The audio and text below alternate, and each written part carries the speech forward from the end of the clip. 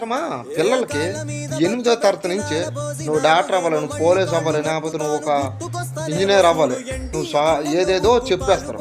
కానీ మీరు పిల్ల ఎదుగుతున్న కొలిది ఇంట్లో పని నేర్పించడము నేర్చుకోండి. ముందర ఫస్ట్ ఆఫ్ ఆల్ పని నేర్పించండి. ప్రతి ఒక్క పని పాటలు కూడాను తల్లి నేర్చుకో, తల్లి బంగారు తల్లి అని అన్నట్టుగా చెప్తున్నాండి.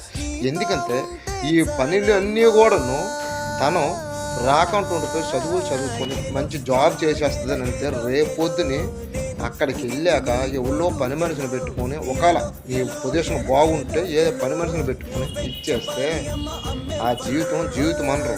సంతోషమైన జీవితం ఏంటంటే నువ్వు ఎన్ని జాబులు చేసుకుని చేసుకుని ఇంటికి వచ్చి మళ్ళీ చక్కగా నీ పనులన్నీ నువ్వు పూర్తి చేసుకుని నీ భర్తకి నీ పిల్లలకి ఏమాత్రము అన్నం వడ్డించి ప్రశాంతం పడుకో. అంతకు మించిన ప్రశాంతత లేదు.